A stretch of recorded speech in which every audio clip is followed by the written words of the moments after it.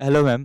मेरा नाम हरपाल है और मैं जो स्टॉक्स में ही काम करता हूँ और साथ ही मैं स्टेट पीसीएस की तैयारी कर रहा हूँ।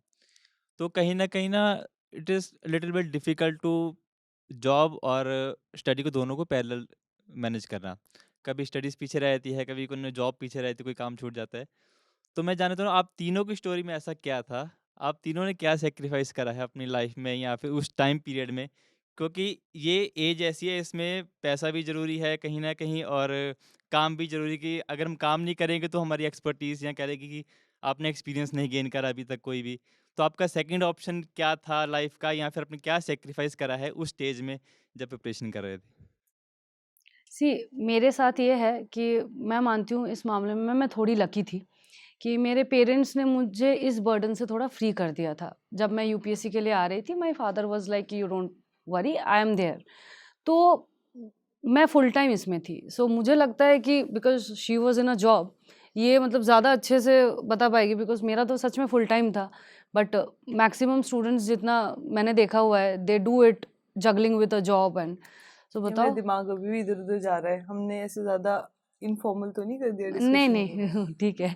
इन्फॉर्मल होता है तो एटलीस्ट लोग कनेक्ट तो कर पाते हैं मतलब ज़्यादा ऐसे पहले ज्यादा। इसका बता दो यार। अच्छा, ओके। अच्छा, इसमें ना अब अगेन इसमें ना दो तीन चीजें हैं। ये स्कैंडलस हो सकता है तो तो हद हो गई है। तो मैं बता रही हूँ। अब एक एक तो होता है, एक ऐसी बात मैं आपको बोलूँ जो जो मैंने फॉलो नहीं करी और जो शायद मेरे केस में सच नहीं है। मैं वो भी बोल सकती हूँ, बट आई चूज टू से व्हाट आई हैव डन। सो मेरे केस में भी ये था कि मेरे पेरेंट्स ने, जैसे ओइशी सेड, कि they had given me that space that if you want to do this and no matter how much time it takes you do it, no issues. मुझे जल्दी थी कि नहीं भाई अपने पैरों पे खड़े होना है एंड दिस एंड दैट। वो मेरा अपना डिसीजन था कि नहीं यार सब कर रहे हैं, मैंने भी करना है। ठीक है, तो I got into a job. फिर मुझे लगा यार ये तो गलत हो गया यार, अब कैसे होगा पेपर। तो मैंने क्या किया, एक पॉइंट पे लाइफ में जो आप मेरे से पूछ रहे हो ना, टफ डिसीजंस लेने पड़ते हैं। ठीक है, वो लीप ऑफ फेथ लेना पड़ता है। जैसे एक टाइम ऐसा मेरा ऐसा आ गया था, मेंस के टाइम पे मैंने बोला अगर मुझे नौकरी छोड़नी पड़ेगी ना मैं छोड़ दूंगी, मुझे ये मेंस लिखना है। तो लाइफ में कभी कभी you have to have that faith in yourself कि ये मैं कर सकता हूँ या कर सकती हूँ। ठीक है, ये दैट्स लाइफ। क्योंकि आगे जाके भी यही काम आएगा। कभी कभी देखो, it will never turn out to be 100% correct in every scenario. मैंने तो थोड़े टाइम के लिए अपने, जब पेपर था, मेंस था, मैंने अपने दिमाग को ऐसे बोल दिया था कि मेरी जॉब अभी मेरे लिए थोड़ी सेकेंडरी है, ये अच्छी चीज़ नहीं है। ऐसा नहीं है कि I was not fulfilling my duty as an officer, I was. But at the same time मेरे दिमाग में ये था कि मेरे को ये करना है।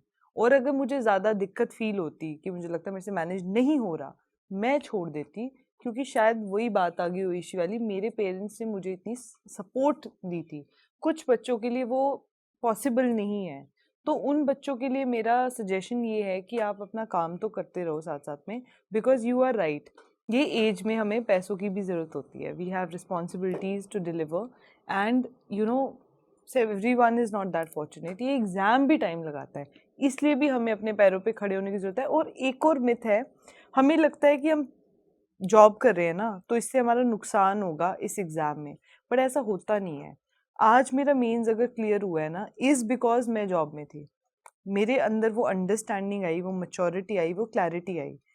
जब हम पेपर लिखते हैं ना, हमारा एक मुझे ऐसा लगता है हमारा एक सर्टन सेट ऑफ पर्सनैलिटी उस पेपर में झलकता है। Because they are giving you 20 question each paper, you write what your heart and mind says, you put your personality into it। जब हम लिखते हैं ना, जो मैं आंसर एज अ स्टूडेंट लिखती ना, वो आंसर एज एन ऑफिसर जो मैं अभी हूँ, मैं अलग आंसर लिखूंगी। बिकॉज मेरे को थोड़ा बहुत निटिग्रिटीज पता है। और ये this holds true for any kind of job. जब आप एक पब्लिक डीलिंग में जाते हो, लोगों से मिलते हो, आप स्ट्रगल करते हो ना, वो स्ट्रगल आपको that gives you, that blossoms you as a person। So don't take it as a hurdle, take it as an opportunity that if I can manage this, I can manage the world। ठीक है, तो कल को यही करना है actually. आपके साथ जब आप सर्विस में आ जाओगे, सर्विस तक पहुंचना is the first step. Service में जाकर काम करना इज मतलब द रियल स्ट्रगल। आपके पास लोग हैं जो एक चीज मैनेज कर रहे हैं, बट आप सब कुछ मैनेज कर रहे हो, तो पहले से स्टार्ट कर दो। और ये एग्जाम ही ऐसा है, हर एक इंसान को ये सब चीज़ों को सिखाई देता है कहीं ना कहीं, you know. I was also working in my 5th attempt. तो मेरा तो यार ऐसा था, आई एम मैरिड ऑल्सो, तो थोड़ा सा घर की रिस्पॉन्सिबिलिटीज़ भी घर वाले ना बोलें तो भी अपने आप से रहता है कि नहीं यार कुछ तो कर ही देते हैं।